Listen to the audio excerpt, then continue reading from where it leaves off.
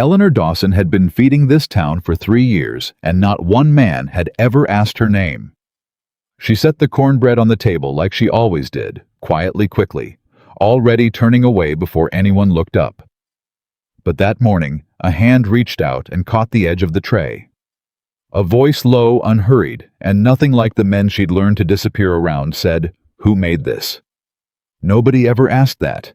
Nobody had ever needed to know. If this story already has your heart, subscribe, and drop the name of your city in the comments. I want to see just how far this tale travels. The summer of 1883 came to Red Hollow, Montana, the way it always did, fast, dry, and loud, with the kind of heat that made men irritable and women invisible. Eleanor Dawson had learned that lesson early. She was up before the sun that Tuesday, moving through the boarding house kitchen the way she moved through most of her life, carefully, quietly taking up as little space as possible. The cast-iron skillet was already hot. The coffee was already boiling. The cornbread batter was already poured, and she had not made a single sound doing any of it. That was the skill nobody ever praised. That was the thing she was best at, being there without being seen. She was 24 years old, and she had been cooking in Edmund Rourke's boarding house since she was 21. Before that, she'd taken meals at the church charity table on Sundays and slept in a back room at the dry goods store in exchange for sweeping. Before that, didn't bear thinking about.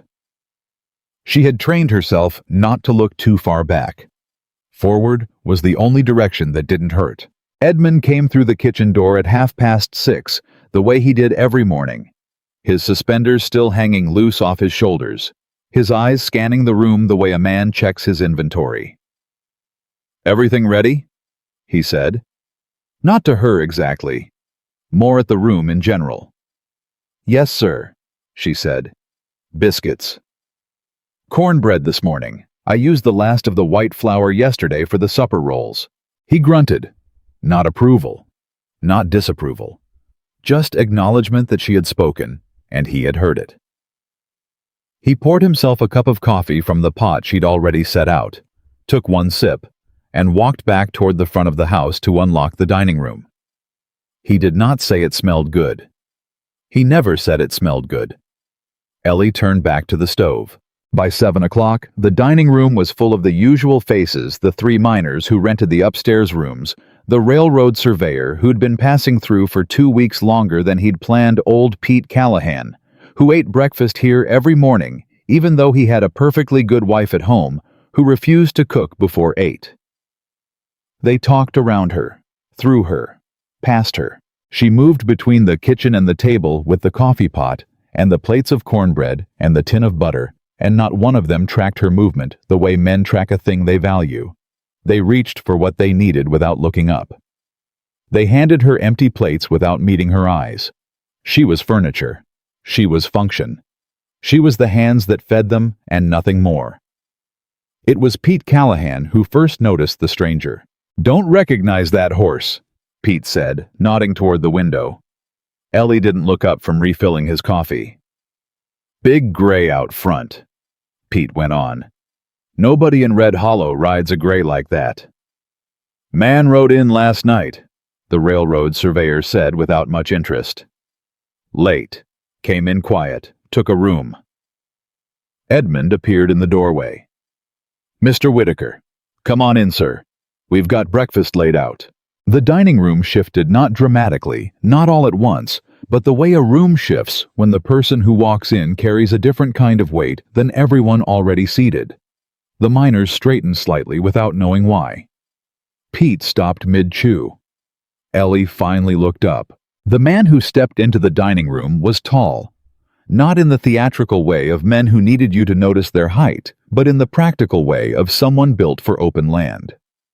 He wore a dust-colored coat that had seen serious miles, and his hat was already in his hand, which Ellie noticed because most men kept their hats on at the table, like they were born in them. His jaw was set, and his eyes were dark, and they moved across the room the way a man's eyes move, when he has learned from experience to understand a place before he settles into it. He was maybe 33, though the kind of life that put that look in a man's eyes could age him either direction. He sat down at the far end of the table, nearest the window, with his back to the wall. Ellie brought the coffee pot. She poured without making eye contact, the way she had trained herself to do, efficient, unobtrusive, already turning away. "Thank you," he said. She stopped. Not because the words were unusual. Plenty of men said thank you, it was just a reflex for some of them. But because of the pause before it. The deliberate pause, like he had actually registered her presence before he spoke. She glanced back. He was looking at her. Not the way men sometimes looked at her, with the vague assessing look of someone deciding whether she was worth the trouble of noticing. He looked at her the way a person looks at another person. "Yes, sir," she said, and moved on. She brought out the cornbread, last setting the pan in the center of the table the way she always did, and stepped back toward the kitchen. "Who made this?" The voice came from the far end of the table, and the room went quiet in the particular way it goes quiet when someone says something unexpected. Ellie turned. The stranger Whitaker Edmund had called him had a piece of cornbread in his hand. He was looking at it, not at her, but his question hung in the air like smoke. Edmund laughed once, short and dismissive. "The cook made it." "I didn't ask what she was," Whitaker said. Still calm. Still even. "I asked who." A beat of silence. Edmund blinked, then gestured vaguely in Ellie's direction. "Her. Eleanor. She does the cooking." Whitaker looked across the room at her. "It's good," he said. "Best thing I've eaten since I left the ranch." Ellie did not know what to do with that sentence. She had nowhere to put it. She had spent 3 years becoming invisible, and in 10 seconds this man had looked directly at her twice, and spoken to her once, like she was a person who existed in the room. "Thank you," she said, and she went back into the kitchen before her face could do anything she'd regret. She told herself it didn't mean anything. She told herself that every few minutes for the rest of the morning, while she scrubbed the breakfast dishes and started the bread dough for supper, and hung the wet kitchen rags over the back porch rail, men said things. Men said pleasant things sometimes, especially when they were strangers passing through and hadn't yet learned the way things were in Red Hollow.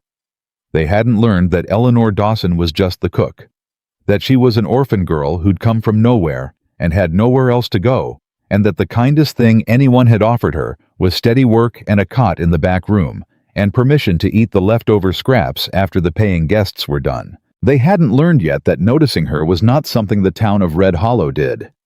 She was at the dry sink when she heard the front door open and Edmund's voice shift into the particular register he reserved for men of means, lower, more careful, with a layer of attention he never brought to his regular guests. "You looking to stay on?" Edmund was saying. "We've got the end room open if you're planning more than a night." "I might be," Whitaker said. "I've got business in town. Shouldn't take long, but things have a way of taking longer than they should." "What kind of business, if you don't mind me asking?" A pause. "The kind that needs a lawyer and a land office." Edmund made a sound of understanding. "You looking to buy, looking to get back what's mine," Whitaker said.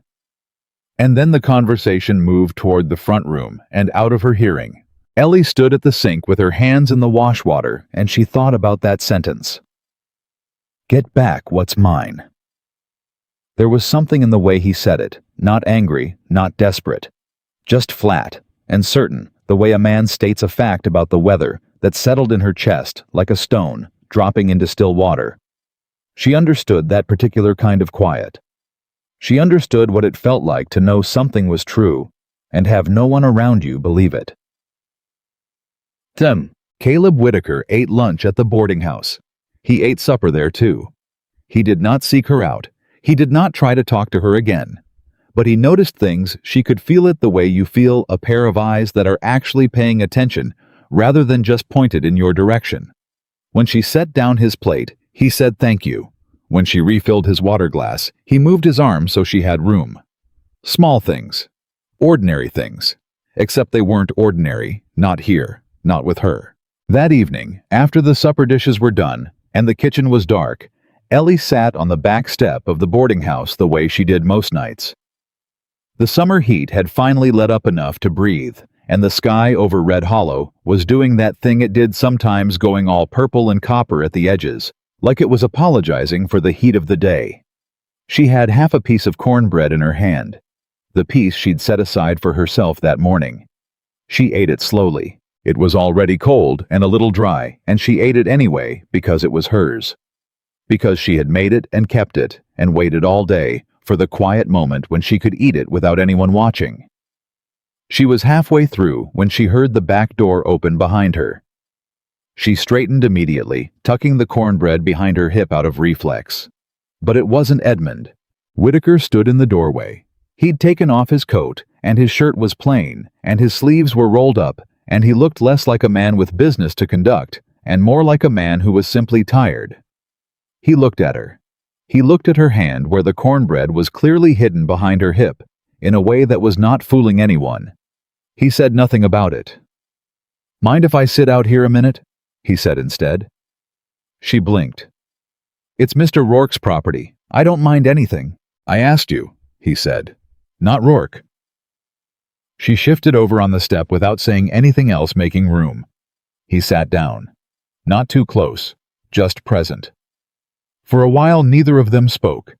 The crickets were going, and somewhere down the road a dog was having an opinion about something, and the purple was deepening out on the horizon into the first proper blue of night. "How long you been cooking here?" he said finally. 3 years. Before that, different arrangements, she said. She brought the cornbread back out and took a bite, mostly because she was hungry, and she was done pretending she wasn't. He looked at the cornbread. "That the piece you set aside this morning?" She went still. "I saw you," he said not unkindly. "When you were plating up. You put the end piece to the side. Then when the pan came out, it was gone." She didn't know what to say to that. "You got a cot in the back room," he said. "I do. They pay you wages, room and board." He was quiet for a moment. "That's not wages." "It's steady," she said. "Steady counts for something." He didn't argue with her. He just looked out at the horizon, and she could see something working in his jaw. Not anger at her, just that particular tension a person carries when they know something is wrong and can't fix it immediately. "Where you from originally?" he said. "I'm from here," she said. "Far as it matters." "That mean you don't want to say, or that you genuinely think it doesn't matter?" She glanced at him sideways. "Both, I suppose." He made a sound that was almost a laugh. Not quite, but close. "Fair enough," he said. He stayed on that step for another 20 minutes. He didn't ask her anything else. He didn't offer her anything, didn't make any promises, didn't give her any reason to trust him beyond the simple fact of sitting there beside her like she was a person worth sitting beside. When he stood to go in, he said, "Good night, Miss Dawson." "Not ma'am, not just Eleanor. Miss Dawson." She sat on the step for a long time after the door closed behind him with the cricket noise and the night smell of dry grass, and she thought about how strange it was that the smallest thing could crack something open in you that you hadn't known was sealed. She had been in Red Hollow for 3 years. No one had called her Miss Dawson in 3 years. The next morning, he was at the table again. He had been to the land office already. She could tell by the look on his face when he came in, the way the set of his jaw had gotten harder overnight. Whatever he'd found there had not been good news. He ate without talking. The other men talked around him. He let them. When Ellie came with the coffee, he looked up and said, "Miss Dawson, sit down a moment." The table went quiet. Edmund appeared in the doorway from the front room like he'd been summoned by the silence. "She's got work to finish." "The work can wait 2 minutes," Whitaker said. He didn't raise his voice. He didn't need to. He just said it like it was a fact. Edmund's mouth tightened, but he said nothing. Ellie sat down slowly at the corner of the bench nearest the kitchen door. She could not remember the last time she had sat at this table. Whitaker looked at her directly. "Do you know a man named Silas Pruitt?" She felt the name like a hand closing around something in her chest. "I know who he is. He's claiming a section of land north of town. Says he bought it from a widow woman 3 years back." His eyes didn't leave her face. But the widow woman in question died 2 years before he claims to have bought it. And the deed he filed has a signature that doesn't match anything else in the record. She kept her expression even. She was good at that. "Why are you telling me this?" she said. "Because the widow woman's name was Dawson," he said. "Clara Dawson, and the land office man told me she had a daughter." The dining room was very quiet now. "Clara Dawson was my mother," Ellie said. Whitaker nodded like this confirmed something he already knew. "Then that land belongs to you." She looked at him for a long moment. She had thought about this. She had thought about it, and then she had stopped thinking about it, because thinking about things you cannot change is a particular kind of pain that serves no purpose. "Pruitt's a powerful man in this county," she said. "I know what he is. He's got the judge in his pocket and 2 of the town council and a lawyer who'd sooner see me hung than helped. I know that too."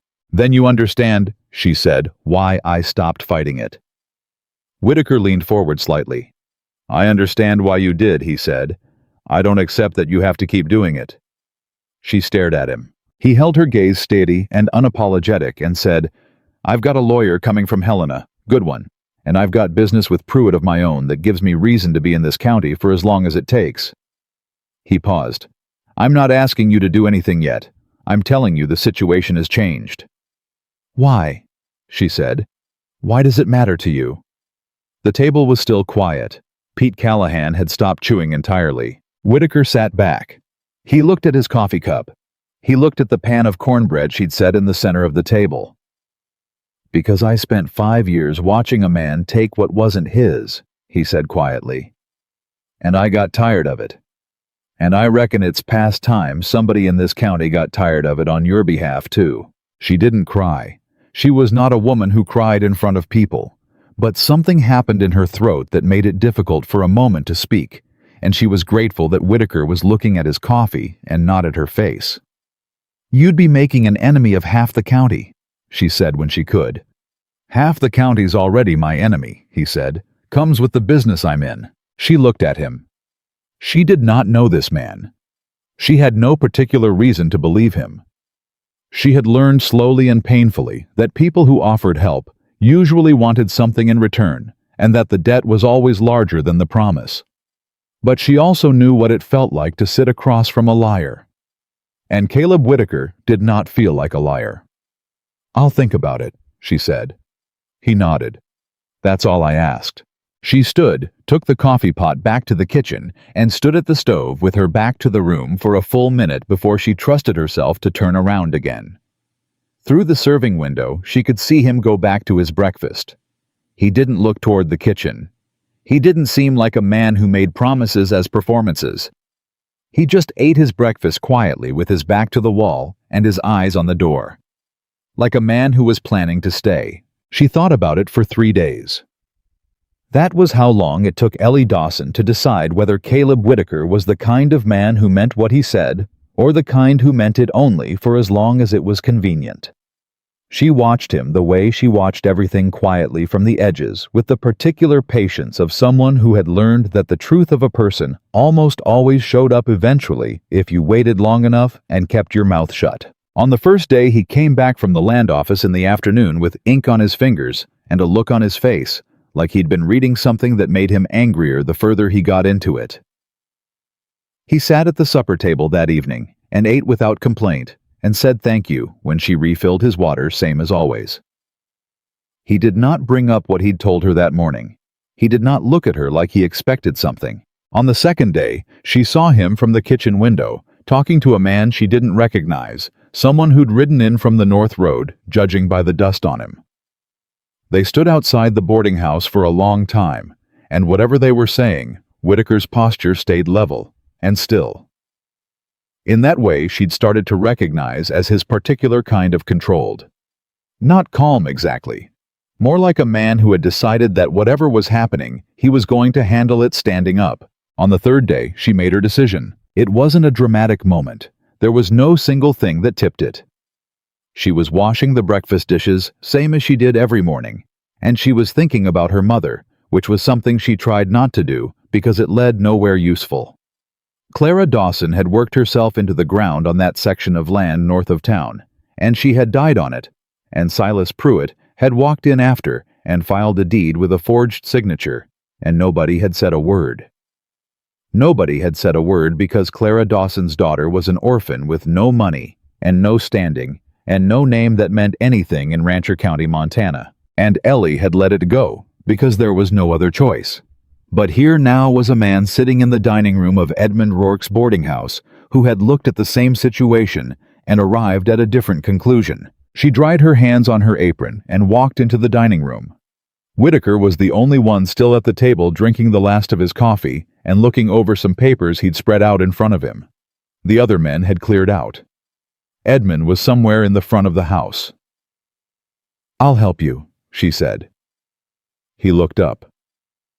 "With whatever you need from me," she said. "Testimony, statements, whatever a lawyer needs. I'll help." He watched her for a moment. "You sure?" "I've been sure for 3 days. I was just checking whether you were going to change your mind first." Something shifted in his expression.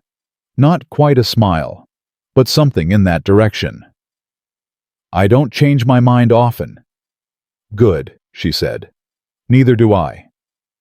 She turned to go back to the kitchen. "Miss Dawson." She stopped. "My lawyer gets here Thursday," he said. "His name is Frank Aldridge out of Helena. He's going to want to talk to you." "I'll be here," she said. "I'm always here." She went back to the kitchen and stood at the stove with both hands flat on the counter and breathed out slowly because the decision was made now and there was no taking it back, and the part of her that had spent 3 years learning to survive on nothing was already sending up warning signals like smoke off a brush fire. Silas Pruitt was not a man who let things go. She knew that better than most. Frank Aldridge arrived on Thursday as promised, and he was nothing like what Ellie expected. She had expected someone polished and distant, the kind of lawyer who spoke in long sentences designed to make you feel small. Instead, he was a compact, practical man in his mid-50s with a neat gray beard and the kind of eyes that took inventory of a room fast and efficiently. He shook her hand when they were introduced, actually shook it, like she was a person with a hand worth shaking, and he said, "Miss Dawson, Caleb's told me about your situation. I want you to know I think you've got a strong case." "I want to know why you think that," she said, "before I decide whether I agree with you." Aldridge looked at Whitaker. Whitaker said nothing, just picked up his coffee. Aldridge looked back at her. "Fair enough," he said.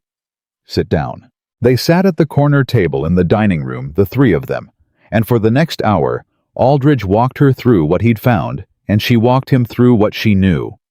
And by the end of it, she could see him revising upward, not just his assessment of the case, but of her. She knew the land. She knew the dates.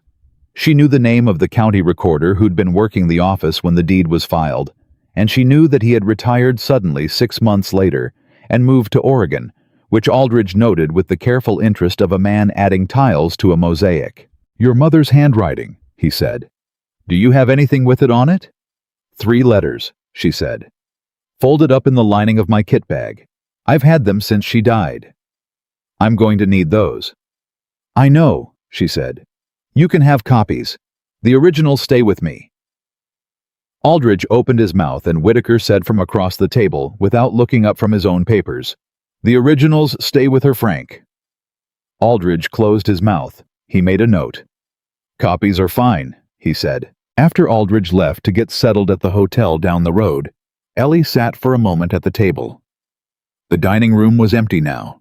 The summer light coming through the window was long and hot and yellow, and outside she could hear the town moving through its afternoon wagon wheels on packed dirt. Someone calling to someone else across the road, the distant percussion of the blacksmith's hammer. "You didn't have to do that," she said. "Back up my decision about the letters." "I know," Whitaker said. He was still looking at his papers. "Most men would have sided with their lawyer." "Frank's a good lawyer," he said. "But those are your mother's letters." He turned a page. "Doesn't seem complicated to me." She looked at him for a moment. He had the kind of face that was hard to read, not because it was closed, but because it was honest. There was no performance happening, No angle being worked, just the plain surface of a man saying the thing he meant. She wasn't used to that. "I'm going to need to know something," she said. "Before this goes any further, what is it Pruitt took from you?" He was quiet for a beat. Then he set down his papers. "My father's ranch," he said. "North of here up toward the Bitterroot. 300 acres, good water, built from nothing, over 30 years. He looked at the table. "When my father died 2 years ago, Pruitt produced a loan document. Said my father owed him money going back 15 years. The amount plus interest came out to more than the ranch was worth." He picked up his coffee. "I spent a year trying to prove the document was fraudulent. Nobody in this county would touch it. Because Pruitt owns them," she said. "Owns enough of them." He set the cup down.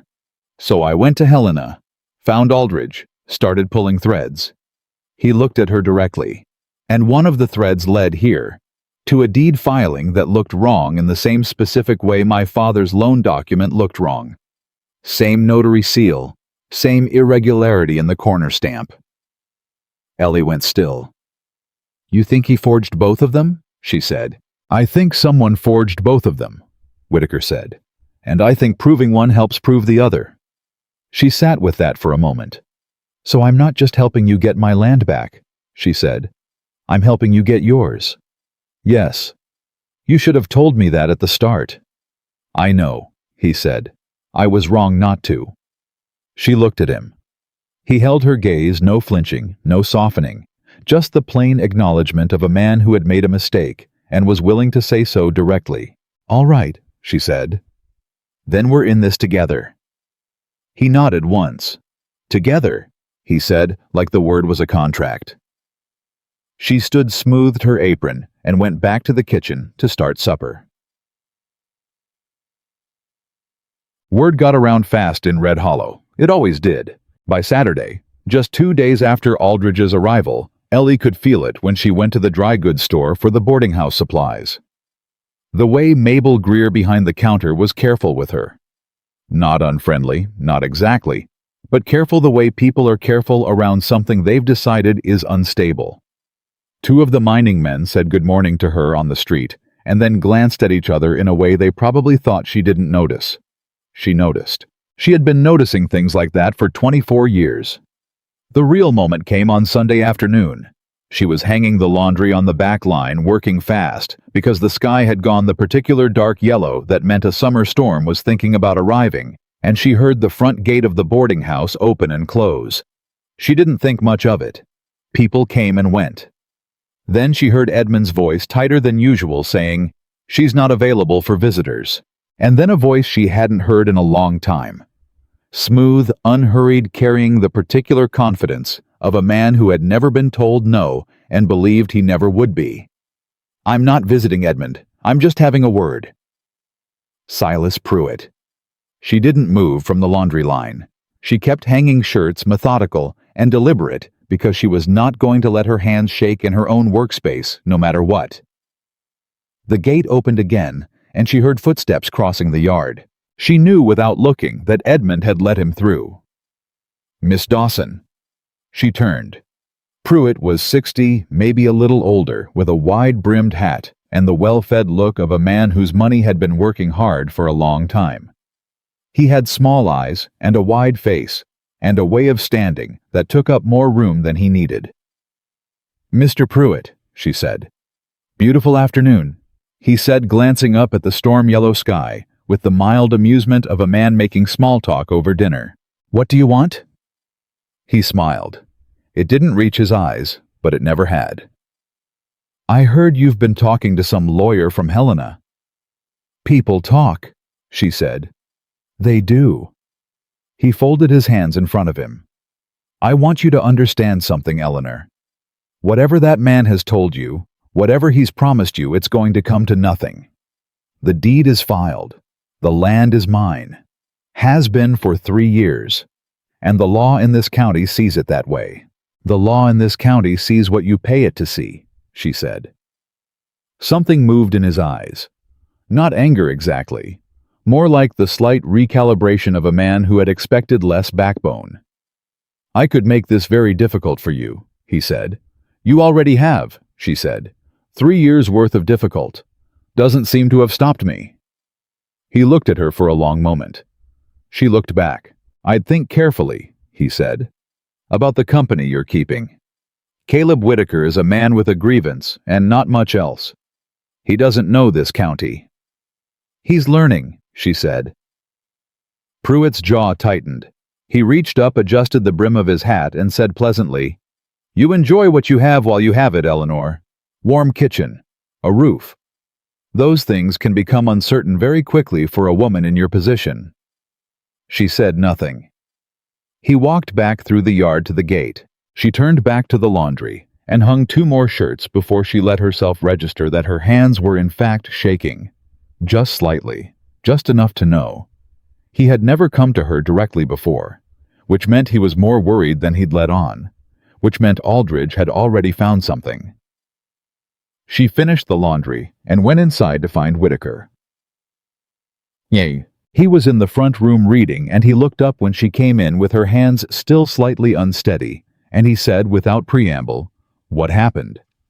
She told him, all of it cleanly and fast, the way she'd learned to report facts without elaboration, without softening, because elaboration and softening were luxuries that had never served her well. When she finished, Whitaker was quiet for a moment. He threatened you directly, he said.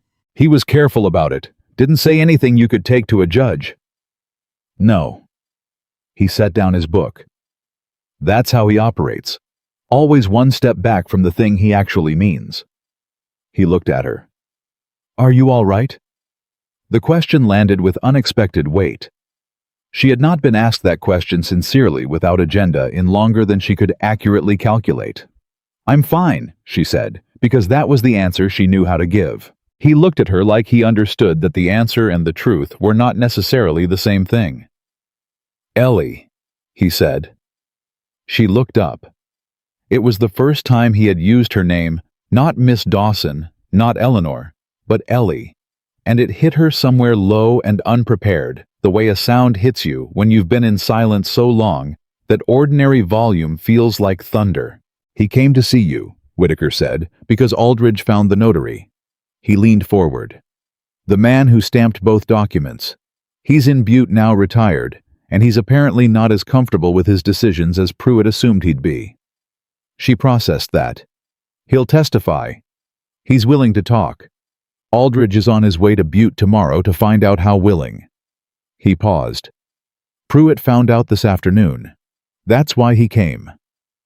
She sat down. She had not meant to. She had meant to stay standing, to stay in the practical forward motion mode that had carried her through everything but her knees made the decision before her mind caught up. Whitaker didn't say anything about it. He didn't make it strange. It's real, she said. Not a question. Just a thing she needed to say out loud. It's real, he confirmed. Still a long road, but it's real. She looked at her hands. I've thought about that land every day for 3 years, she said. And then I'd remind myself to stop thinking about it because thinking about it hurt too much, and nothing was going to change anyway. Something's going to change, he said. She looked at him.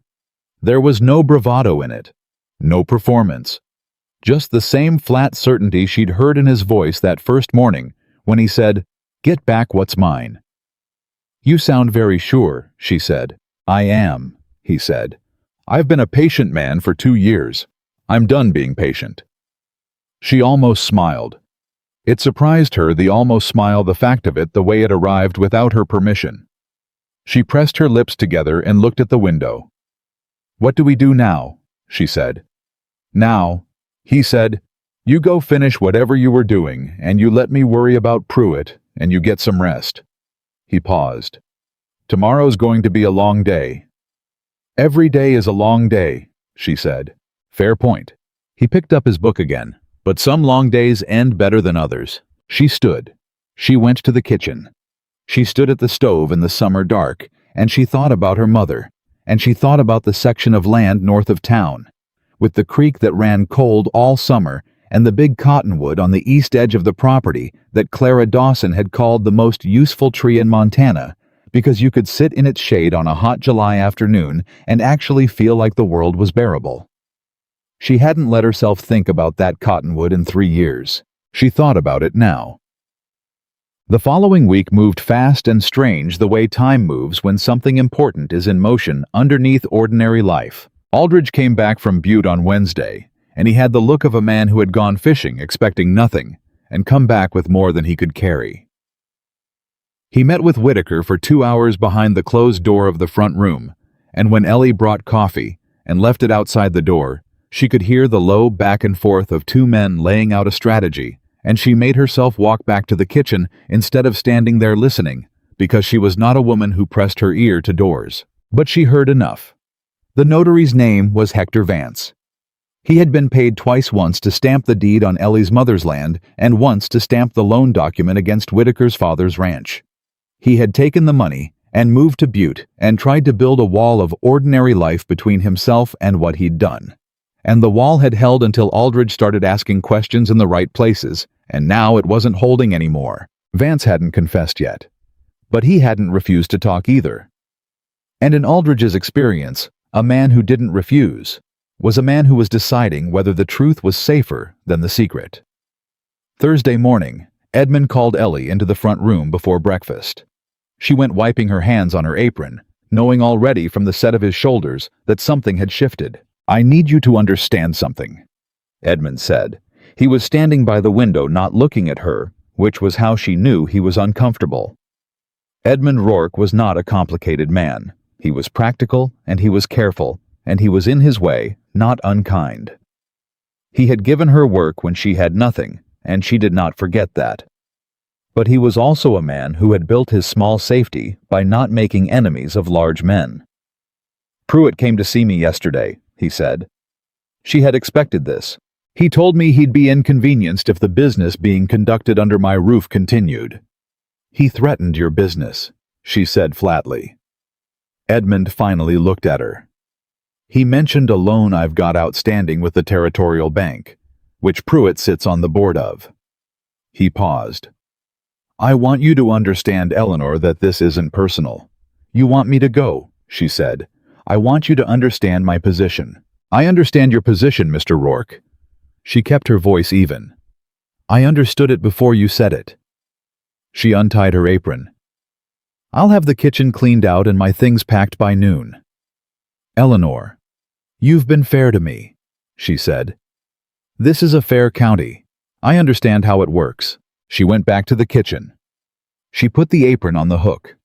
She looked at the kitchen, at the cast iron skillet, seasoned with 3 years of her mornings, at the shelf where she kept the spices arranged in the order she reached for them, at the window over the sink that had watched every season she'd spent in this house. She breathed in slowly. She breathed out. She went to pack her kit bag. Whitaker found her in the back room 20 minutes later. She was folding the last of her things into the bag with the methodical efficiency of someone who had learned not to have too many things, and he stood in the doorway and said, "Edmund told me." "Then you know," she said. "Where are you planning to go?" "I'll figure something out." She pulled the drawstring closed. "I always do." "Ellie." She stopped. "Come to the ranch," he said. She turned to look at him. He was standing in the doorway of her back room, the small, barely a room, with the narrow cot and the single window that faced the alley, and he said it the way he said most things. Not dramatically, not with embellishment, just a clear offer stated plainly like it was obvious. "I've got a cook's position open," he said, "and a cabin. Real cabin, not a back room. You'd have your own space, your own key, your own hours within reason." "You're offering me work," she said carefully. "I'm offering you a place that's yours while this plays out," he said. "Work too. I won't pretend the ranch doesn't need a cook because it does, but the cabin's yours whether you decide to cook or not." She stared at him. "That's a significant offer for a man who met me 9 days ago." 11 days, he said. "And I'm a straightforward man, Ellie. The situation is straightforward. You can't stay here, and this is a better option than whatever else you're going to figure out on your own." He paused. "I'm not asking you to trust me entirely. I'm asking you to trust me enough. She sat down on the edge of the cot. She thought about her options. She laid them out in her mind the way she laid out a week's worth of meals, practically without sentiment, accounting for what she actually had and not what she wished she had. The boarding house was closed to her. The church charity wasn't an option she would go back to, not with what she knew now, not when there was movement on the land case, not when backing down felt more dangerous than going forward. She had a little money saved. Not enough. She looked at Whitaker. He was watching her think. He wasn't rushing her. He wasn't filling the silence with reassurances.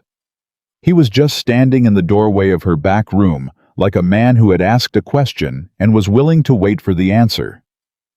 "Who else is at the ranch?" she said. "3 hands. Good men, I've worked with all of them before. A part-time wrangler who comes in during the high season." He paused. "And a dog named Bishop who thinks he runs the place." She almost laughed. Again. The same unwelcome, unpermitted, almost laugh. "I want it clear," she said, "what this arrangement is and isn't." "It's employment and housing," he said. "Nothing more complicated than that unless you decide it is." She looked at her kit bag. She looked at the 3 letters folded in the lining, her mother's letters, her mother's handwriting, the only proof she had that Clara Dawson had ever owned anything worth stealing. "All right," she said. He nodded. "One condition," she said. He waited. "I cook what I decide to cook," she said. "Within reason. I'm not taking a list of requests from ranch hands like I'm running a restaurant." "Agreed," he said without hesitation. She picked up her kit bag. "I'll get my horse ready," he said, and he stepped back from the doorway and let her pass. She walked through the boarding house for the last time, through the kitchen, where she'd spent 3 years of mornings, through the dining room, where she had been furniture, through the front door that Edmund held open for her, with the apologetic expression of a man who knew he was doing the wrong thing and had decided to do it anyway. Whitaker was already at the gate with the horses. The summer heat was already building the way it did by mid-morning in Montana, pressing down from a sky that had gone from gold to white to the hard, pale blue of a day that meant business. She swung up into the saddle, settled her kit bag across the back, and looked straight ahead at the road north of town. She did not look back at the boarding house. She had learned a long time ago that looking back was a particular kind of cruelty you could choose not to inflict on yourself. Whitaker came alongside her, and they rode out of Red Hollow at an easy pace, side by side, without talking. The road north climbed gradually, the way Montana roads did, like the land was always asking you to look a little higher. On either side of them, the summer grasses went on, dry and gold, and indifferent. After a while, he said, "You all right?" "Ask me that when we get there," she said. He accepted that. They rode the rest of the way in silence. It was the most comfortable silence she had been in for a very long time. When the ranch came into sight, the house, the outbuildings, the long fence line that ran east toward the horizon, she did something she had not let herself do in 3 years. She looked north, past the ranch, past the fence line, past the long stretch of summer grass and sage. She could just make out the outline of the land she knew belonged to her. The gentle rise of it, the shape of the tree line on the eastern edge, the cottonwood. It was still there. She did not say anything about it, but she looked. And for the first time in 3 years, looking did not feel like a wound. It felt like the beginning of something. The ranch had a rhythm to it that Ellie recognized within the first hour, not because it was familiar. It wasn't not in any specific way, but because work had a rhythm that was the same everywhere. If the people doing it were serious, and the men at Whitaker's ranch were serious, they moved with purpose. They didn't stand around.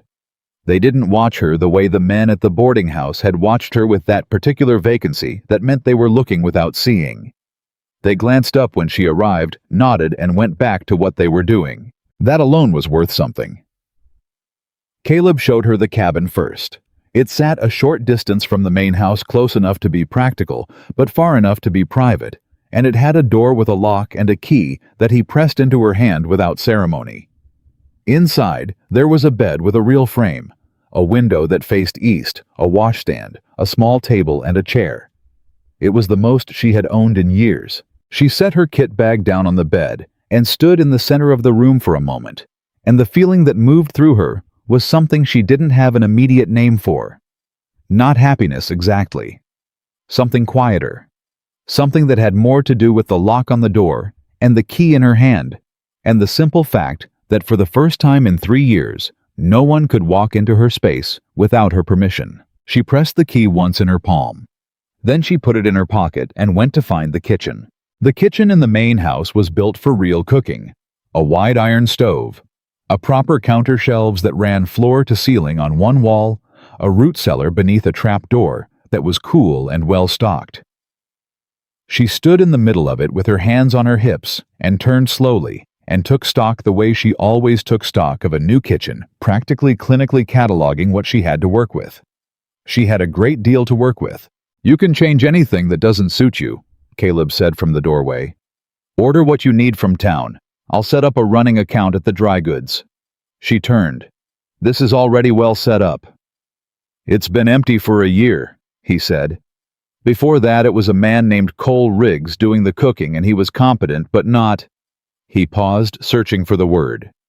"Not someone who cared about it," she said. "That." She looked at the stove. "I'll need a few things. Nothing major." "Make a list," he said. "I'll have Tom ride in tomorrow." He left her to it. She stood alone in the kitchen for a moment and breathed in the particular smell of a kitchen that had been waiting dry and slightly dusty for someone to light the stove and put it back to its purpose. She lit the stove. She had dinner ready by 6, and when the 3 ranch hands came in, Tom, a broad-shouldered man in his 40s, who moved carefully like he was always aware of how much space he took up. Pete Younger, with a quick grin he deployed too readily. And Darnell, the quietest of them, who said thank you in a voice so low it was almost just movement of the lips. They sat down and ate without complaint and said the food was good and meant it. Caleb ate last after the hands had gone back to their work. He sat at the end of the table and worked through his plate in the methodical way she'd already come to recognize as his, and when he was done he said, "That's the best supper this table has seen in over a year." "You said the kitchen had been empty," she said. "Before Cole, I was doing it myself," he said. "I am not a gifted cook." "What did you make?" "Beans," he said. "A great many beans." She almost laughed. The almost laugh was becoming something of a habit around him, and she wasn't entirely sure what to do about that. "Get some rest," he said, standing and taking his plate to the basin. "Tomorrow's going to be a working day." She went to the cabin. She locked the door. She lay on the bed with the reel frame and looked at the ceiling and listened to the summer night outside, the crickets, the horses settling in the corral, the occasional creak of the ranch house in the night wind. She slept harder than she had in months. The first week at the ranch established a pattern that was practical and in its own way peaceful. Ellie cooked, managed the kitchen, and began quietly improving the root cellar organization, the supply inventory, and the twice-weekly shopping list that Tom rode into town to fill. The hands treated her with the matter-of-fact respect of men who appreciated good food and had the sense not to take it for granted. Caleb came and went, riding out early, coming back mid-morning covered in the particular dust of working land, eating lunch fast, and going out again. He was a man in motion, she saw. Always with something to do, always with the next thing already forming in his mind. But he was not a man who moved without awareness. He noticed things. He noticed when she had reorganized the shelves and said nothing, just reached for what he needed in the new place without fumbling. He noticed when she was working later than usual and asked without making it a demand whether she needed anything. He noticed on the 4th day that she had been to the east fence line and stood there looking north for 10 minutes before coming back. He didn't say anything about it, but she knew he'd seen. On the 5th day, Aldridge rode out from town. He had the look of a man carrying news that required a table and chairs, and Caleb pulled him into the front room and called for Ellie to come in, which she did, wiping flour from her hands, and the 3 of them sat down, and Aldridge put a folder of papers on the table. "Vance is going to talk," Aldridge said. "Full statement. He wants immunity from prosecution and relocation assistance, which the territorial prosecutor has agreed to in exchange for his testimony. Ellie's hands went still in her lap. He'll testify that Pruitt paid him to stamp both documents. Aldridge continued. The deed on the Dawson land and the loan note against the Whitaker ranch. He has records, his own records, kept apparently out of some instinct for self-preservation that document the payments. He kept records, Caleb said. He kept records, Aldridge confirmed. Dates, amounts, Pruitt's name. All of it. He opened the folder. We're looking at a territorial court filing within the next 3 weeks. Judge Holloway out of Helena has agreed to hear it. Not a local judge. Pruitt can't get to Holloway, Caleb said. Holloway is specifically chosen because Pruitt can't get to Holloway, Aldridge said. He looked at Ellie. Miss Dawson, I need your deposition this week. Formal statement notarized. Your testimony combined with Vance's record and the handwriting analysis on your mother's letters is going to be the foundation of your case. She was quiet for a moment. What are our chances? Aldridge looked at her directly. Better than I expected when I took this case, he said. I'd put us at strong. Not certain, nothing in law is certain, but strong. She nodded. After Aldridge left, Ellie stood on the porch for a moment. Caleb came to stand beside her. Not too close. Just present the way he was. Strong, she said. He doesn't use that word lightly, Caleb said. She looked north, the familiar habit of it. 3 years, she said, not to him exactly, just out loud. I thought about that land every morning and every night for 3 years, and then I told myself to stop, and I stopped. She paused. And now I can't stop thinking about it again. That's because it's real now, he said. What if it doesn't work? She said. It came out more honest than she meant it to, more raw than her usual register, and she felt the exposure of it before she could pull it back. Caleb turned to look at her. Then we find another way, he said. But I don't think it's not going to work. She looked at him. You can't know that. No, he agreed. But I know Aldridge, and I know what Vance's records mean to this case, and I know that Pruitt is going to spend the next 3 weeks trying to find a way out that doesn't exist. He paused. And I know you, Ellie. You've been patient for 3 years. You can be patient for 3 more weeks. She looked at him for a long moment. The summer light was hard on his face, and it showed everything. The tiredness around his eyes, the line of his jaw, the plain, unguarded honesty of a man who was telling her what he actually believed and not what he thought she needed to hear. All right, she said. She went back inside to finish the bread. Pruitt's first move came faster than expected. 3 days after Aldridge's visit, Tom came back from his supply run into Red Hollow with news that was written on his face before he opened his mouth. He found Ellie in the kitchen and said, Miss Dawson, there's something being said in town. She put down what she was holding. What kind of something? Tom pulled his hat off and turned it in his hands. Pruitt's been talking. To anyone who'll listen. He looked at the floor. He's saying that you and Mr. Whitaker have an arrangement. That the only reason he's helping you with the land case is because of what, Tom? She said evenly. Because you're earning your keep in ways beyond cooking, he said, and his ears went red when he said it, and he kept his eyes on the floor. The kitchen went very quiet. Ellie stood with her hands flat on the counter and breathed carefully and did not say anything for a full 5 seconds. Where did you hear this? She said. The dry goods. Mrs. Harley was telling it to 2 women I didn't know. She said it came straight from Pruitt himself. He finally looked up. I'm sorry, miss. I know it ain't right. Thank you for telling me, she said. Her voice was perfectly level. She was proud of that in a distant, functional way. She waited until Tom left to go back to work. Then she untied her apron and hung it on the hook and walked across to the main house. Caleb was at his desk. He looked up when she came in, and something in her face made him put down his pen. She told him. Again, cleanly, no elaboration. The facts, the source, the specific nature of the lie. He was quiet for a moment when she finished. Then he stood up. "Sit down," she said. "Don't do anything yet." He stopped. "This is Pruitt trying to make me leave," she said. "If I leave because of what people are saying, he wins without ever having to go near a courtroom." She looked at him steadily. "So I'm not leaving." He looked at her.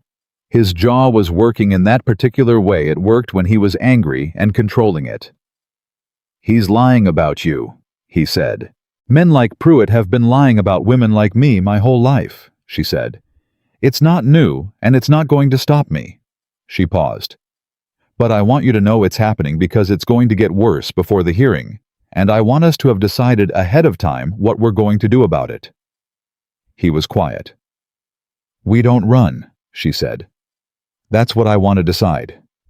He looked at her for a long moment. "We don't run," he said. "Good," she said. "Now tell me what else Aldridge has found, because I'd rather be doing something useful than standing here being angry about Silas Pruitt." He almost smiled. He reached for the papers on his desk. They spent the next hour at the table, working through what Aldridge had sent: the framework of the territorial case, the timeline of the fraudulent filings, the specific irregularities in the notary stamps that a handwriting expert from the university in Missoula had now confirmed in writing. It was real. All of it was real. It was also the first time she had sat at that table, not as the woman who brought the coffee. The town's reaction was not uniform, which surprised her. She had expected it to be. She had expected Red Hollow to close ranks the way small towns closed ranks, completely decisively presenting a smooth surface to anything that disrupted the established order. She had expected to be something to be managed, talked around, quietly excised. But the week after Pruitt started talking, something unexpected happened. A woman named Ruth Hadley came to the ranch. She rode out herself. Which was notable. Ruth was 62 and had not ridden a horse with any enthusiasm in a decade.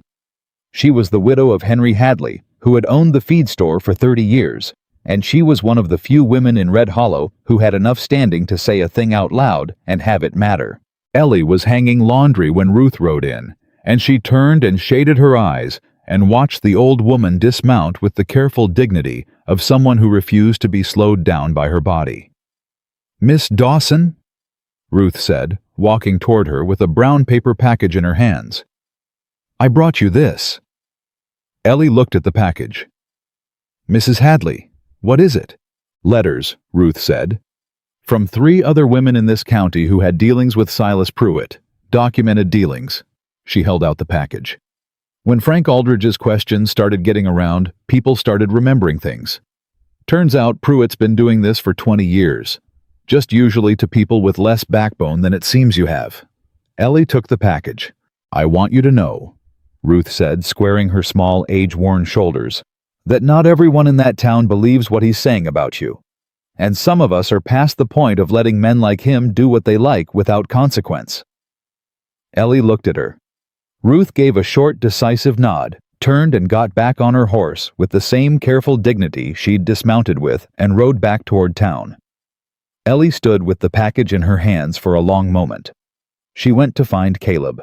Dr. Mon. He took the package to Aldridge that same afternoon, and Aldridge called it his exact words, a significant development delivered in the flat, appreciative tone of a lawyer who had just found additional timber for a fire he was already building. The letters were detailed.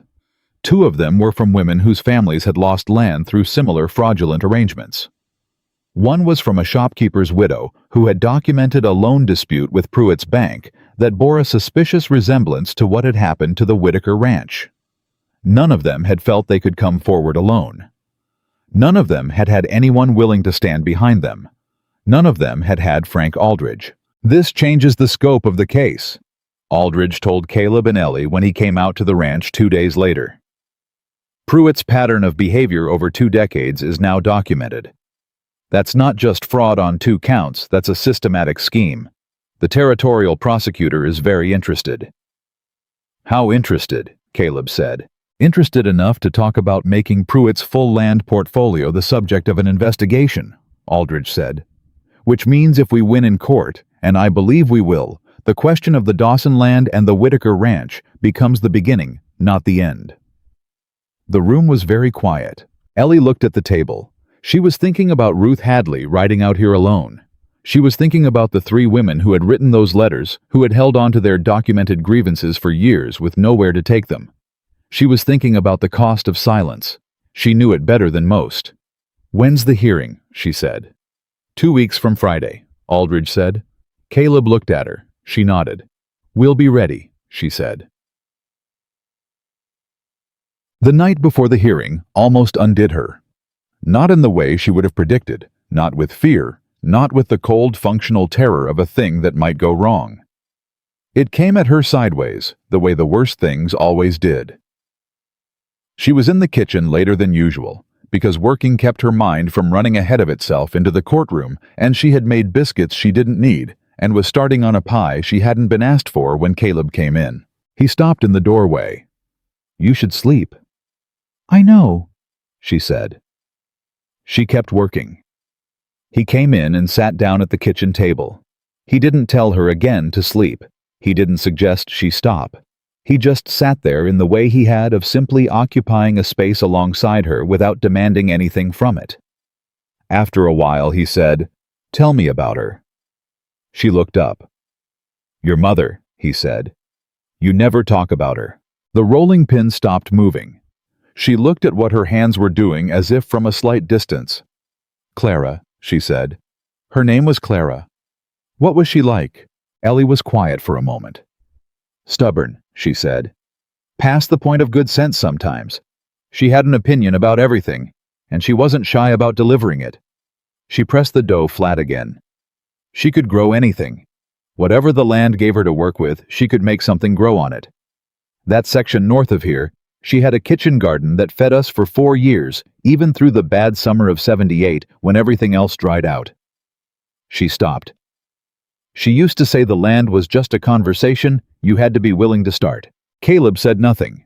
He was listening the way he always listened, fully, without fidgeting, without waiting for his turn to speak. "She died in the fall of '80, Ellie said. "November. It was fast. She was sick in October and gone before December." She pressed the heel of her hand into the dough. "I was 21. I didn't know what to do with the land. I didn't know you had to file to protect a claim if the deed was in your mother's name and she was dead." She breathed out. "I didn't know. I was 21, and I didn't know, and by the time I found out, Pruitt had already filed." She stopped talking. The kitchen was very quiet. "She would have fought him," Ellie said.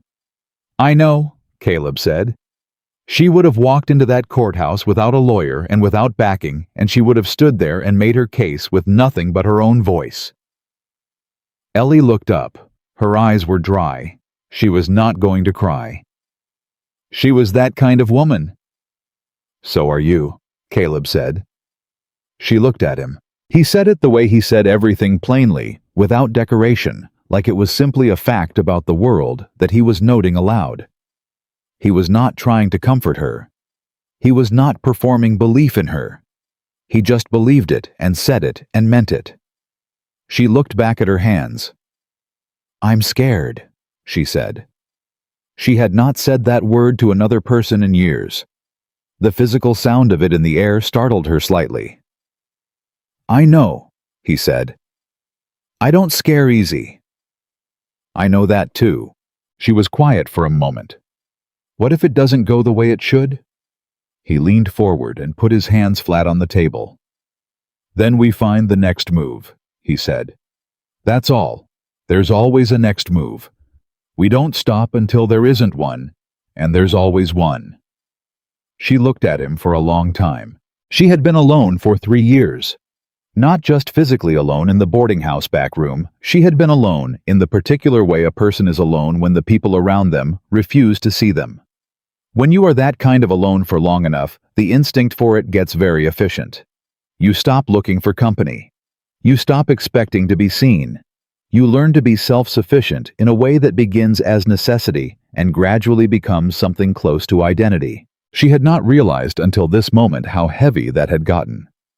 "Thank you," she said quietly. He nodded once. She went back to the pie.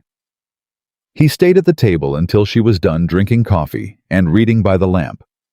And when she finally put the pie to rest and washed her hands and said goodnight, he said goodnight, and she walked across to the cabin and unlocked the door with her key and went inside. She lay down on the bed with the real frame. She thought about her mother, about the cottonwood on the east edge, about Ruth Hadley riding out alone with a brown paper package and her 62-year-old spine very straight, and her face set with the particular determination of a woman who had decided that doing nothing was no longer an option. She thought about Caleb sitting at the kitchen table saying so. "Are you?" like it was the most natural fact in the world. She slept. The morning of the hearing came in hot and clear, the summer sun hitting the ranch with the full weight of a July that had no interest in being subtle. Ellie was dressed and in the kitchen before 5 not to cook. She had learned she couldn't eat when she was like this, wound, tight and quiet, with the particular tension of a thing that was finally actually happening, but because the kitchen was where she went when she needed to think and she had some final thinking to do. Caleb came in at 6. He was dressed for town cleaner than usual, his good coat, his hat in his hand. He stopped when he saw her at the table. "You all right?" he said. "Ask me that tonight," she said. Same answer she'd given him the day she rode out of Red Hollow. The familiarity of it moved through her chest. He almost smiled. He poured himself coffee, drank half of it standing at the counter, and said, "Aldridge will meet us at the courthouse at 9. The hearing starts at 10. "I know the plan," she said. "I know you know," he said. He looked at her. She looked at him. And there was something in that moment, in the plain, ordinary fact of standing in his kitchen in the early light of a July morning, with the whole shape of a fight they'd built together laid out in front of them, that made the tightness in her chest shift into something different. Not easier exactly, but less alone. "Let's go get it done," she said. She stood, smoothed her skirt, and picked up the folder of documents she had organized the night before, with the precision of someone who had been waiting 3 years to put them on a table in front of a judge. Caleb held the door. She walked through. Outside, Tom had the horses ready. The morning was already warm, the air clear and sharp with the smell of dry grass and summer, and the road into Red Hollow stretched ahead of them in the early light. She did not feel ready. She had learned that readiness was often not the thing that got you through. What got you through was deciding to go forward anyway. She had been deciding that since she was 21 years old, standing in the November cold, with her mother 3 days dead, and no one to tell her what happened next. She swung up into the saddle. Beside her, Caleb settled on his horse.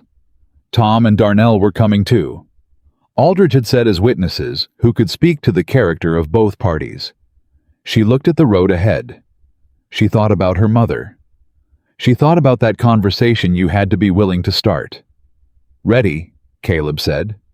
"Yes," she said, and they rode toward town together in the summer morning, and Eleanor Dawson had never felt less invisible in her life. The courthouse in Red Hollow was not a grand building, but it had weight to it, the particular weight of a place where things had been decided, some of them fairly, and some of them not, and the walls had absorbed all of it without comment. Ellie had walked past that building 100 times in 3 years and never gone inside.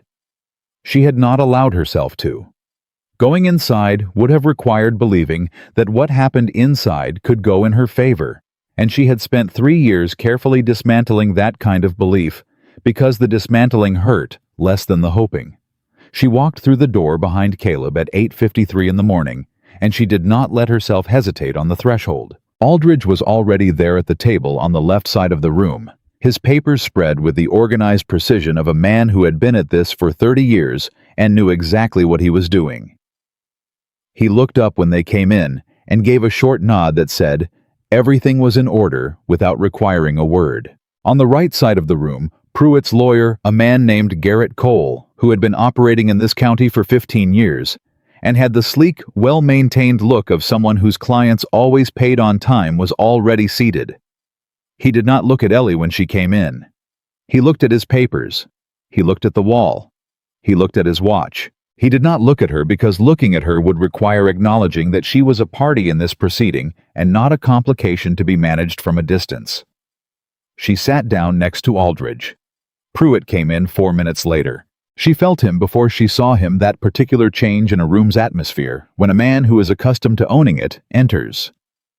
He was dressed formally, his hat removed the moment he came through the door, his manner composed in the particular way of someone who had decided that composure was a strategy. He looked at Caleb first, then briefly at Ellie. She held his gaze without expression. He looked away first. She filed that away. Judge Holloway came in at precisely 10 o'clock, and the room stood, and the room sat, and the hearing began. Holloway was a compact, gray-haired man with reading glasses perched on his nose, and the unhurried manner of someone who had heard a great many things in courtrooms and was not easily impressed by any of them. He read the case summary into the record without inflection. He looked over his glasses at both tables. He said, "Mr. Aldridge, you may proceed." Aldridge stood. And what happened in the next 4 hours was the most methodical dismantling Ellie had ever witnessed. Aldridge did not perform. He did not make speeches. He laid things down in order: the original deed on Clara Dawson's land filed in 1869 with Clara Dawson's signature. The letters copied precisely with the handwriting analyst's report, attached, confirming the signature as consistent with Clara Dawson's hand. The death record showing Clara Dawson's death in November of 1880. The fraudulent deed filed by Silas Pruitt in 1881, bearing a signature that the same analyst had now confirmed as inconsistent with Clara Dawson's hand in 17 specific measurable ways. Then Hector Vance. Vance was 68 and looked 10 years older than that, the particular aging of a man who had spent years carrying something heavy in a small interior space. He sat in the witness chair, and he did not look at Pruitt, and he answered every question Aldridge put to him in a voice that was thin but steady.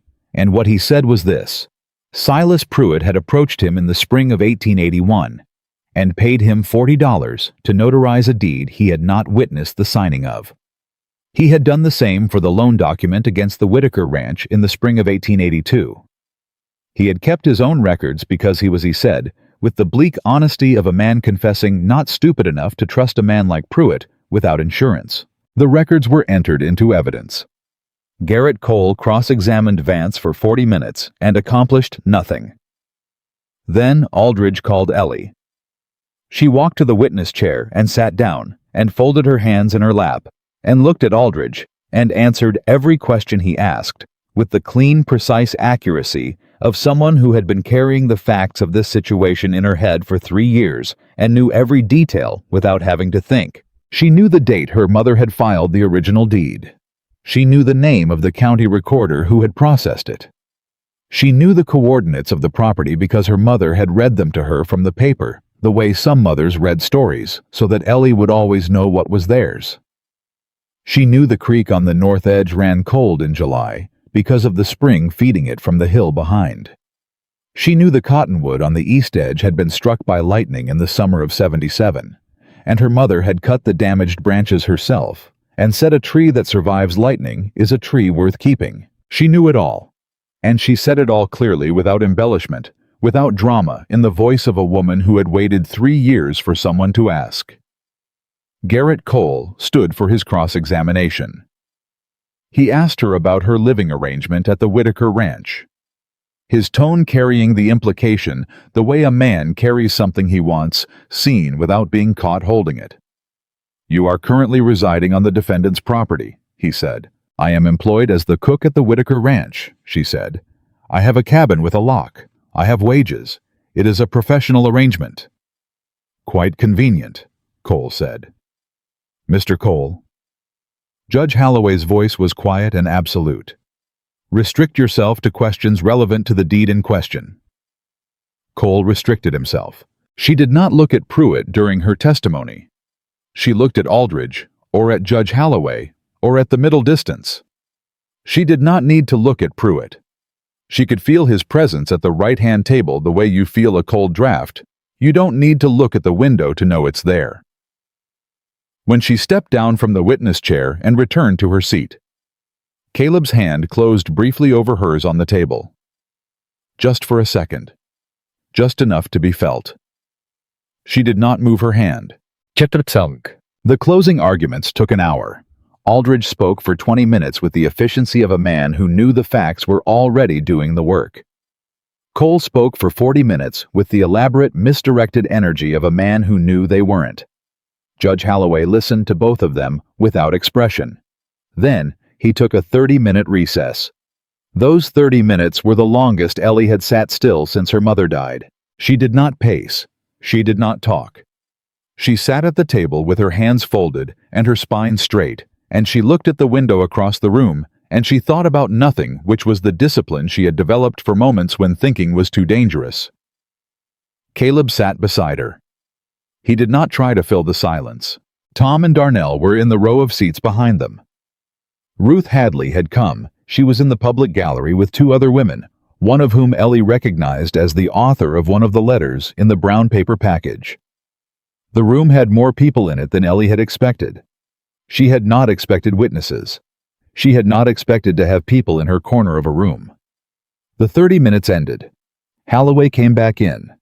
The room stood. The room sat. Holloway looked at his papers for a moment. Then he looked up. In the matter of the deed filed by Silas Pruitt for the property north of Red Hollow, commonly known as the Dawson section, he said, I find the deed to be fraudulent. The notarization was not performed on a legitimate document. The purported grantor was deceased at the time of filing, and the signature has been confirmed by expert testimony to be inconsistent with the genuine signature of Clara Dawson in 17 documented ways. The room was very quiet. The fraudulent deed is hereby voided, Holloway said. The Dawson section reverts to the estate of Clara Dawson and to her heir, Eleanor Dawson, as sole surviving heir. Miss Dawson, the land is yours. Ellie did not move for a moment. She heard those words and she sat with them, and she did not cry, did not stand, did not make a sound. She just sat and let the words settle through her, the way cold water settles into dry ground, slowly, thoroughly, finding every parched place. The land is yours. Caleb put his hand over hers again, and this time she turned her hand over and held it. Aldridge was talking. There were things being said about the Whitaker Ranch case which Holloway had agreed to hear in a second session later that week, and about the territorial prosecutor's interest in a broader investigation, but Ellie was listening to all of it from inside a silence that belonged only to her. 3 years. She had given it 3 years of silence and patience and survival, and she had genuinely not known whether any of it would ever change. And now it had changed, and she was sitting in the courthouse in Red Hollow, Montana, with her hand held by a man who had walked into a boarding house dining room 11 days ago and asked who made this, like it was the most natural question in the world. The reaction outside the courthouse was not quiet. Cole walked out with his briefcase closed tight and his face arranged into the neutral expression of a professional defeat. Pruitt walked out behind him, and the composure he had arrived with was not entirely intact anymore. Ellie saw the slight unevenness in his gait, the too careful way he held his shoulders, the way his eyes moved across the people on the courthouse steps with the fast calculating assessment of a man counting what he'd lost and what he had left. He stopped when he reached Ellie. She did not step back. This isn't over, he said, quietly, just for her. Yes, it is, she said, same tone, same volume.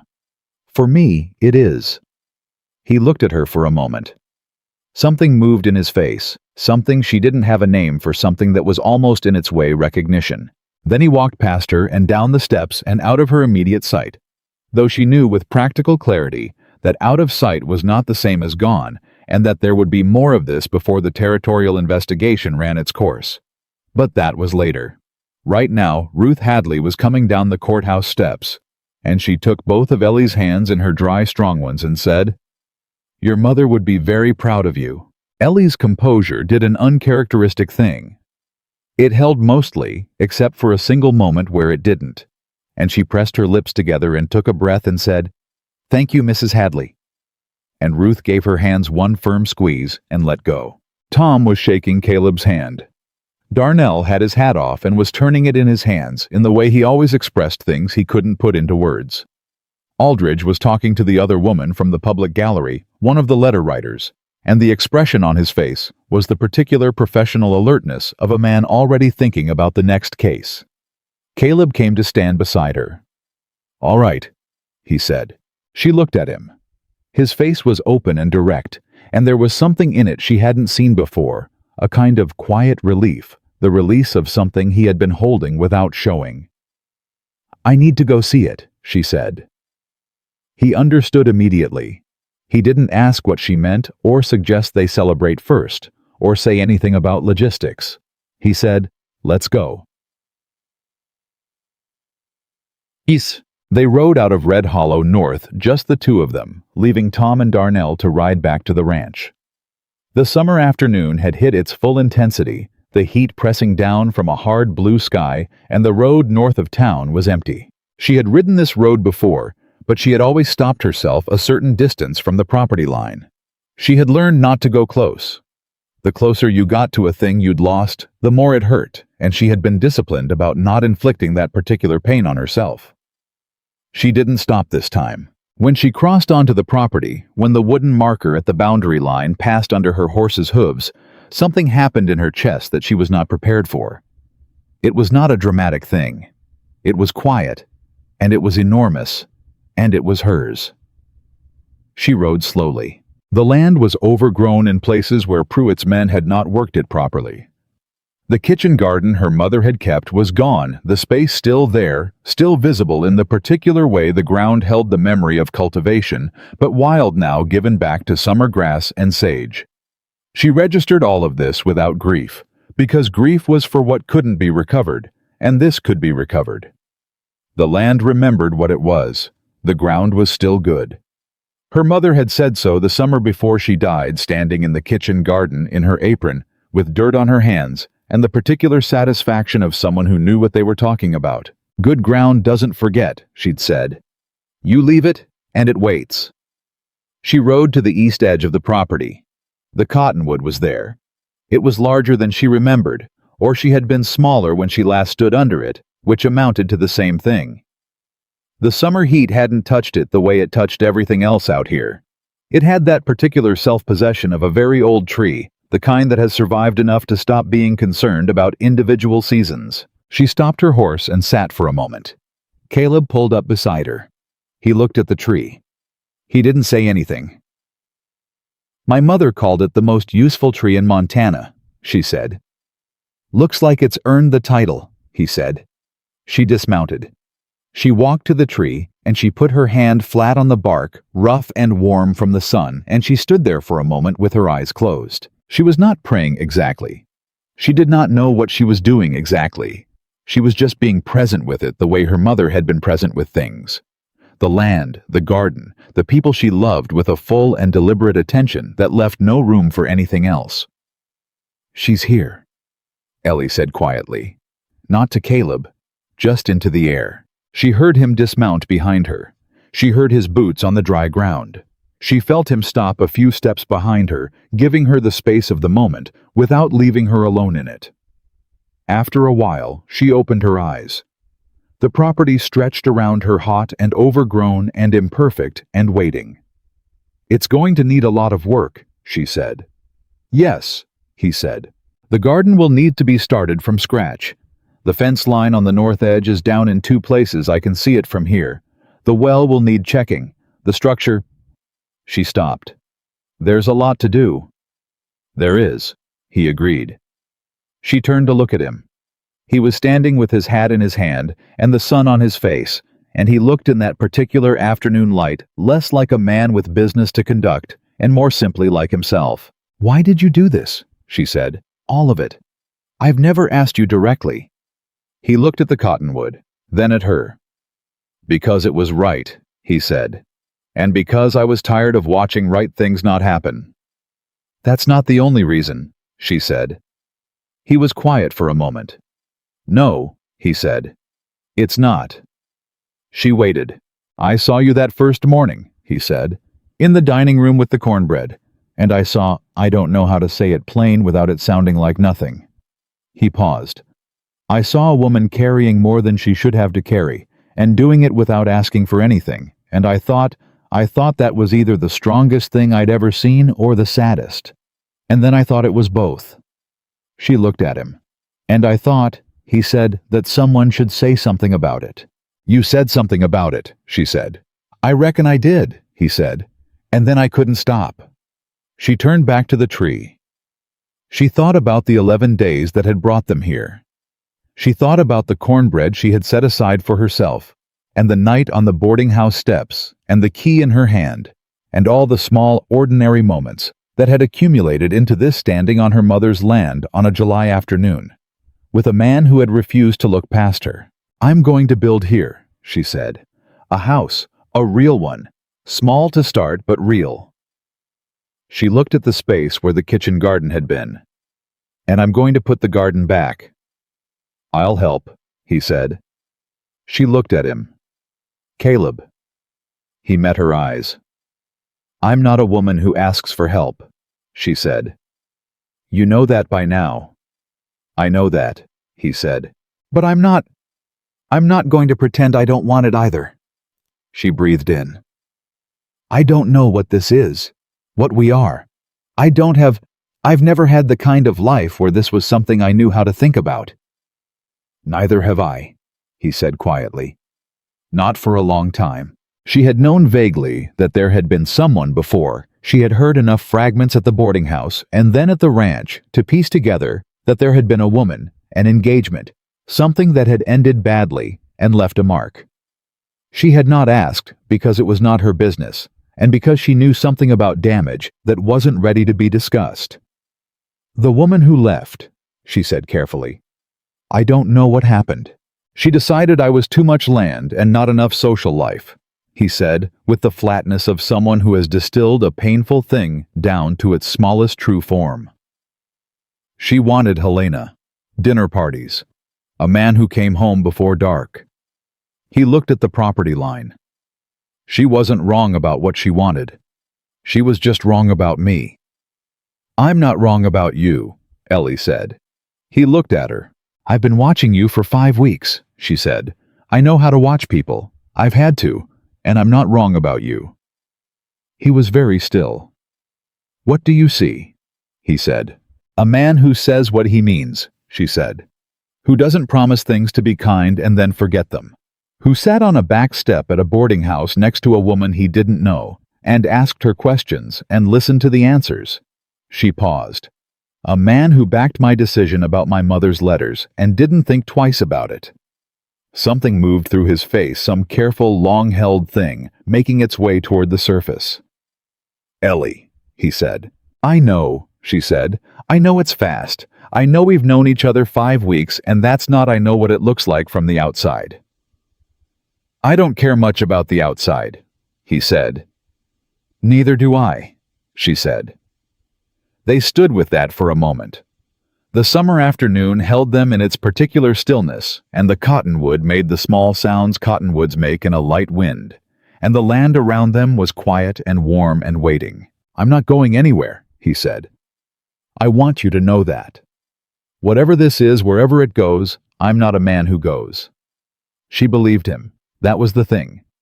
She looked at him, and she believed him not because she was naive, or because she was desperate, or because she had confused gratitude for something else.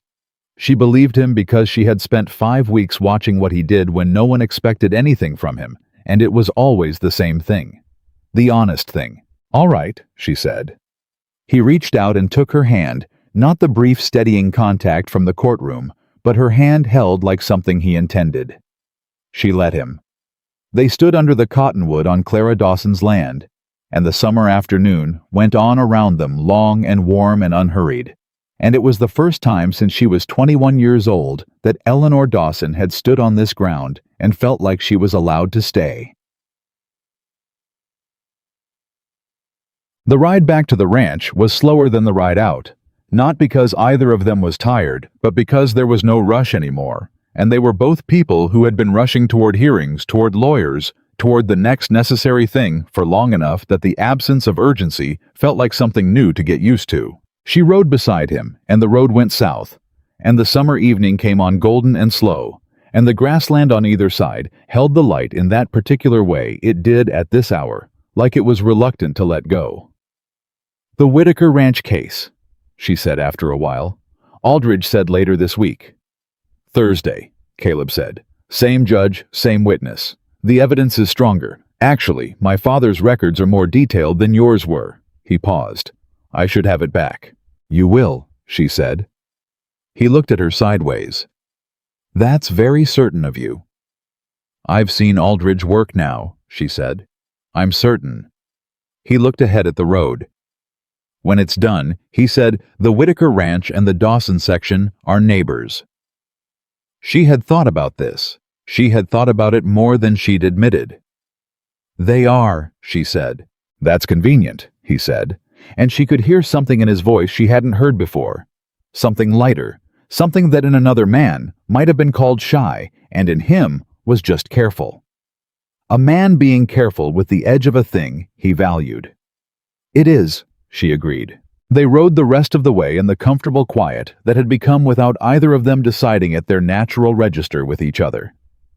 The ranch came into view, and the dog started up, and Tom was in the corral, and raised a hand when he saw them coming, and the ordinary life of the place assembled itself around her, returned the way it had started to do, the way a place does when you have become part of its pattern. She unsaddled her horse and turned him out, and carried her saddle to the tack room, and she stopped for a moment in the doorway of the main house, and looked at the kitchen light coming through the window, and thought about supper, and what she had to work with, and what she felt like making. She felt like making something good, something that took time. She went inside.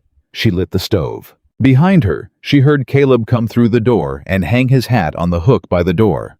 The particular sound she had already learned was his. The specific arc of that particular hat on that particular hook. And the kitchen was warm, and the evening was coming on, and Eleanor Dawson was standing at her stove on a July evening in Montana, cooking supper in a kitchen she had made her own. She was not surviving anymore. She was not invisible. She was not carrying it alone. She was here, and the land was hers, and the man who had asked who made this was standing in the next room, and she had not let herself want things for so long that the wanting felt strange in her chest, large and unruly and frightening and real. But she was not a woman who turned away from real things. She cooked supper. She cooked it well. And when they sat down to eat, all five of them, Caleb and Tom and Pete and Darnell and herself, at the same table she had been brought to eat at because nobody had thought to include her before she sat down without being asked. She sat down like she belonged there. Because she did. The Thursday hearing for the Whitaker Ranch took less time than the Dawson case. Not because it was simpler, it wasn't exactly, but because Aldridge had learned from the first hearing what Holloway needed and how he needed it delivered, and because Hector Vance had already said the hardest part of what he had to say, and saying it a second time in the same week to the same judge required less courage than the first. Caleb sat at the left table again, and Ellie sat in the public gallery this time in the row behind Ruth Hadley, who had come back without being asked. Tom and Darnell were there. Three other people Ellie didn't recognize, ranchers from the North County. She thought from the look of them sat in the back row with their hats in their hands and their expressions careful and watchful. Word had gotten around about the Dawson hearing. Word always got around in Red Hollow, but this time it was getting around in a different direction than usual. Garrett Cole was back at the right table, and Pruitt was beside him. And this time, Pruitt's composure was working harder than it had on Tuesday. She could see it from where she sat, the slightly too controlled set of his shoulders, the way his hands were folded on the table, with a precision that looked practiced rather than natural. He was afraid. She had never seen that before. She filed it away without satisfaction, because satisfaction required energy she was saving for something else. Aldridge opened with the loan document. The original, the fraudulent one. The one that had taken the Whitaker Ranch from Caleb's father's estate and handed it to Pruitt's bank with the legal smoothness of a thing that looked clean from the outside and was rotten all the way through. He laid it next to the notary records Vance had kept. He laid it next to the handwriting analysis. He called Vance again, who said the same true things he had said on Tuesday in the same thin, steady voice. Then he called Caleb. Ellie had not seen Caleb testify before, and she watched with the close attention she brought to everything that mattered. He sat in the witness chair, and answered Aldridge's questions in the same register he used for everything direct, unembellished, with the flat honesty of a man who had decided somewhere along the line that the truth was less complicated than anything else. He talked about his father, Robert Whitaker, who had come to Montana in 1851 with nothing and built 300 acres of working ranch from open land over 30 years, who had died in the spring of 1881 with the ranch running clean and his accounts in order and no debt to anyone, least of all to Silas Pruitt, who had, as far as Caleb could document and Aldridge could prove, never borrowed money from Pruitt's bank or from Pruitt personally at any point for any amount. The loan document was a fabrication. Every number in it was a fabrication. And Hector Vance had stamped it for $40. Cole cross-examined for 30 minutes. He accomplished less than he had on Tuesday, which had already been very little. Holloway took 20 minutes. When he came back in, and the room stood and sat again, he looked at his papers and then looked up over his glasses and said that the loan document filed against the estate of Robert Whitaker was fraudulent, that the debt claimed against the Whitaker Ranch was void, and that ownership of the Whitaker Ranch reverted to Caleb James Whitaker as sole heir. Caleb sat completely still for a moment. Then he let out a long, slow breath, the kind that carries something that has been held a very long time. Ellie felt it from where she was sitting. She felt it in her own chest, the way you feel another person's relief when you have been standing close enough to them long enough. Ruth Hadley reached over and patted Ellie's hand once, without a word. Outside the courthouse, the afternoon was at its full summer height, and the street was not empty the way it had been on Tuesday. People had come out. Not a crowd exactly, but enough the particular gathering of a town that has been watching something and has arrived at its own conclusions. Ellie recognized faces from the dry goods from the church. From the years of invisible mornings, she had moved through this town without being seen. They were seeing her now. A woman she barely knew came forward and said, "Miss Dawson, I just want to say I'm glad it went right." Her voice was a little uncertain, the way voices are when people are doing something they're not sure they should have done sooner. "Thank you," Ellie said. She meant it without bitterness, which surprised her slightly. Aldridge came out behind them and shook Caleb's hand and said, "2 for 2. Not bad for a month's work." He looked at Ellie. "Miss Dawson, the territorial prosecutor will be in contact within the week about the broader investigation. You may be needed again." "I'll be here," she said. Aldridge nodded, tucked his folder under his arm, and walked toward the hotel with the purposeful stride of a man who already had the next thing in mind. Pruitt came out last with Cole beside him, and this time he did not stop.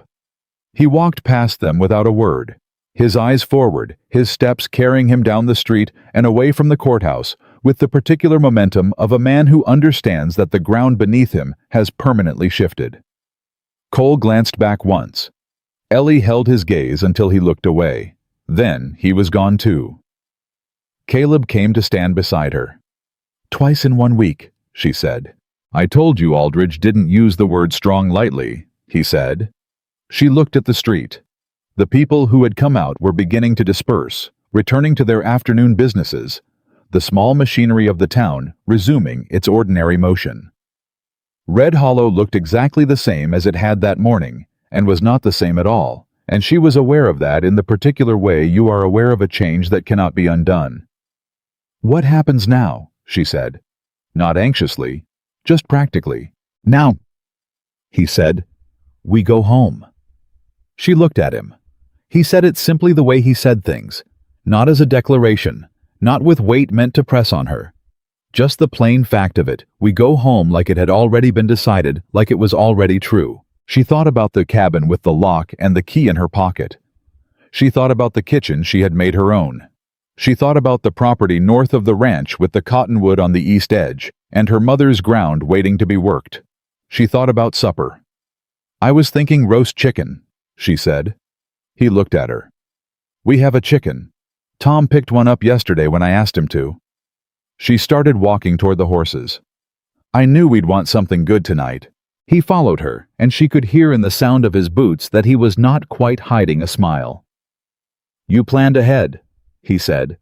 "I always plan ahead," she said. "That's how things get done." August arrived the way Montana. August always arrived, hard and dry and certain of itself, the summer at its most complete, the heat pressing everything into a kind of clarified stillness, between morning and evening, when even the horses stood quiet and the work slowed to match the temperature. The ranch ran differently now. Not dramatically, the cattle still needed moving, the fences still needed checking, the daily machinery of a working ranch still required the same human attention it always had. But something in the atmosphere of the place had settled. The anxiety that Ellie had felt running underneath the first weeks, the pending hearings, the threat of Pruitt, the awareness of fragile things in motion was gone, and what was left was simply the work and the people doing it. She had started on the Dawson section.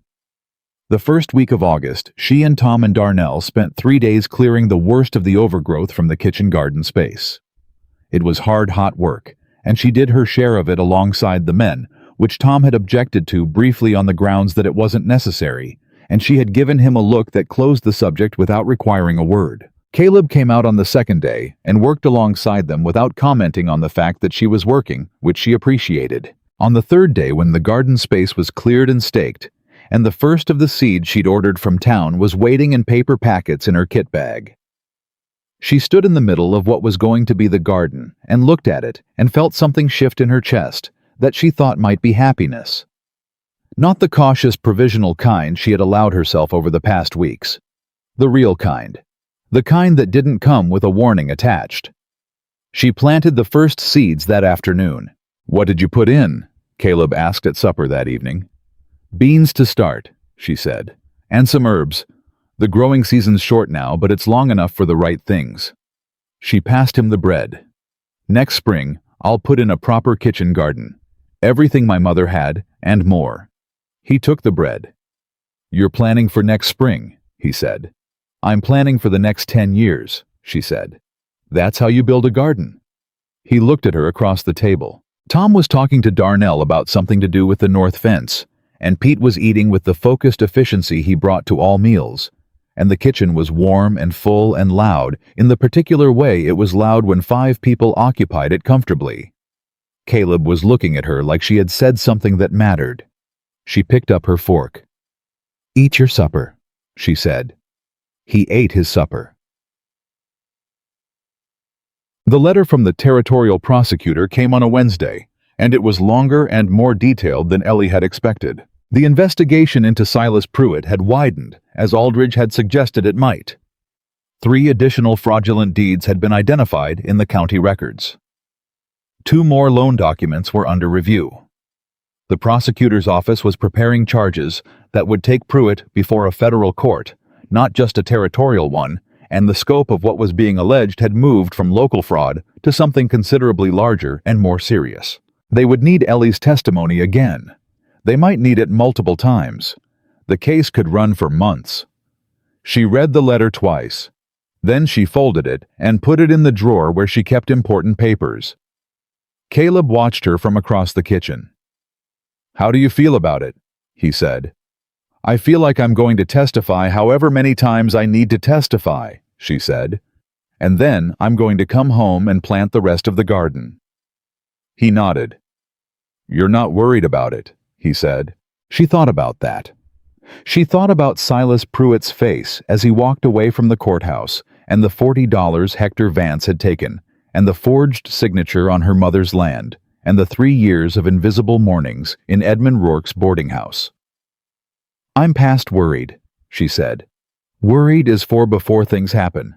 This is already happening.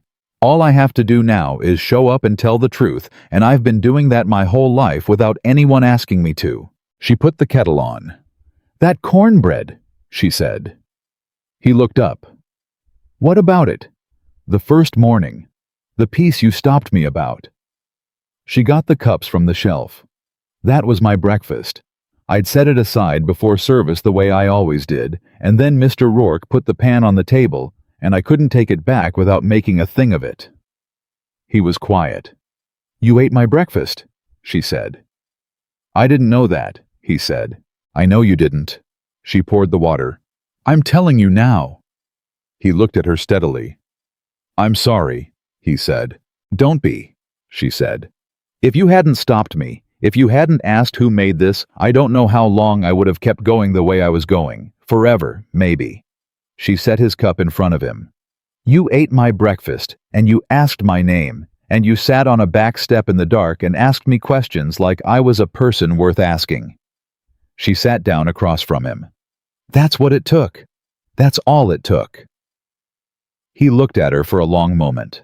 It shouldn't have been that little, he said. No, she said. It shouldn't have been. She wrapped both hands around her cup.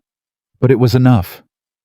The kitchen was quiet around them, in the way it was quiet in the evenings now full settled the particular silence of a space that had been lived in. He put his hand on the table, palm up. An offer. The same way he offered most things, simply without pressure available if she wanted it. She put her hand in his. I need to say something, he said. She waited. I came to Red Hollow for the land case, he said. That's true. I came to get back what Pruitt took from my father, and I came with a plan, and I had no intention of anything else. He looked at their hands. And then you were there, and everything I'd planned around stayed the same, and everything I didn't plan changed. She said nothing, because he wasn't done. I wasn't looking for this, he said. After Margaret left, I decided I was a man who was better suited to land than to people. I decided that was fine. I believed it mostly. He looked up. And then you handed me a cup of coffee and said, yes, sir, and walked away. And I watched you move through that dining room, like a woman carrying a mountain and pretending it was nothing. And I thought I had never seen anything like you in my life. She was very still. I'm not a man who makes speeches, he said. I know, she said. But I want you to know, he said, that the land case and what I feel are two separate things. They started at the same time and they happened alongside each other, and I understand if it's hard to see them as separate. But they are. One was about justice. The other is about you. She looked at him. The summer evening light was doing the thing it did sometimes, going all warm and golden through the kitchen window, and it was on his face, and his face was open and honest, and waiting. Caleb, she said. Yes. I know, she said. I've known for a while. He let out a breath. Not dramatic, just the quiet release of a thing held carefully. What do you want to do about it? He said. She thought about it. Genuinely considered the way she considered everything, practically without sentiment, accounting for the real and not the wished for. I want to build the house on the Dawson section, she said. I want to get the garden in properly next spring. I want to testify every time the prosecutor needs me and see this through to the end. I want to keep cooking in this kitchen. She paused. And I want to do all of it with you close enough that I don't have to do any of it alone. He looked at her. That's a lot of wanting, he said. Quiet, almost tender. From a woman who told me she wasn't someone who asked for things. I'm practicing, she said. He turned her hand over in his and held it properly and said, Then practice as much as you need to. I'm not going anywhere. The first frost came early that year. Not in August. August stayed hot and long, the way Montana August does when it decides to. But in mid-September, there was a morning when Ellie walked out of the cabin before dawn and felt the first bite of real cold on her face, and knew that summer was making its preparations to leave.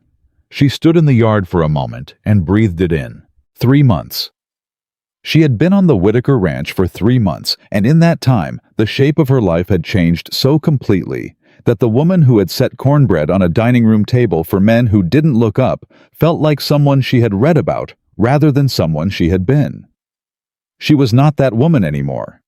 She was not invisible. She was not furniture. She was not surviving on scraps set aside from other people's meals. She went inside and lit the stove.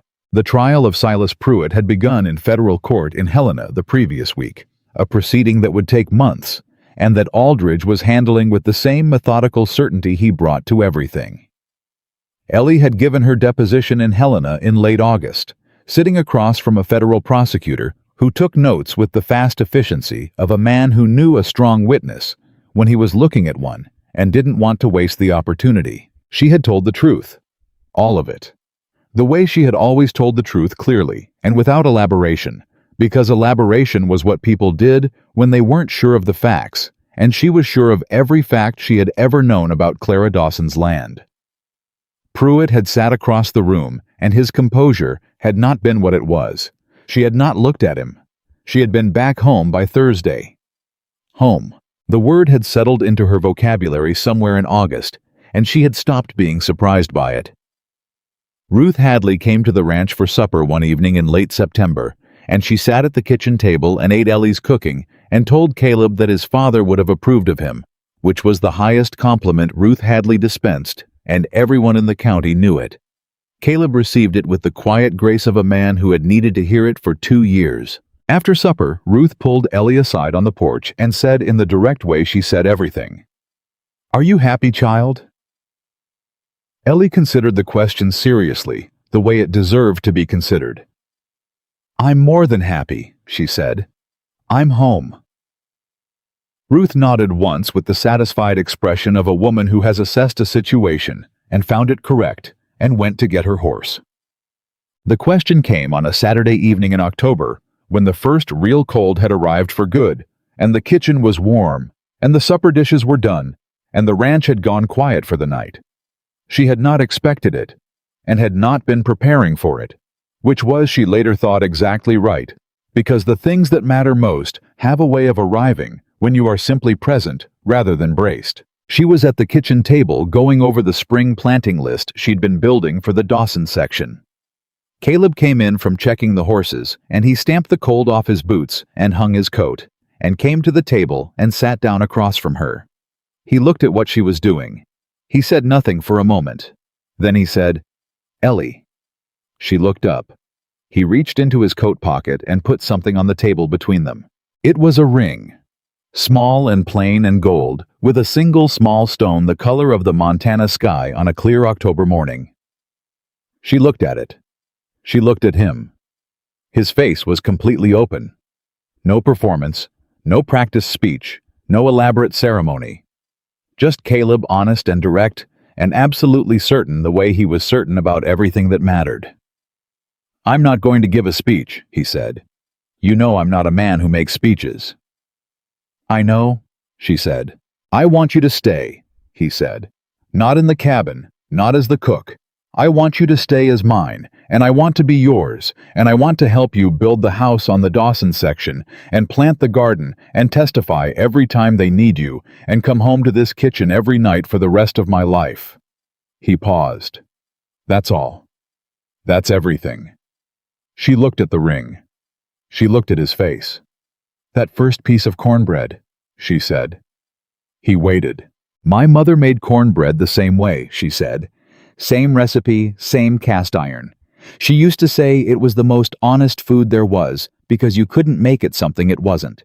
It was either good or it wasn't, and if it was good, it was because you cared about it." She looked at him. "I cared about it. That morning. I care about every meal I make, but I cared about that one because it was mine, the one piece I'd set aside for myself, and I was proud of it, even though nobody was ever going to know." He was very still. "You knew," she said. "You didn't know it was mine, but you knew it was made with care. That's why you asked." She reached across the table and picked up the ring.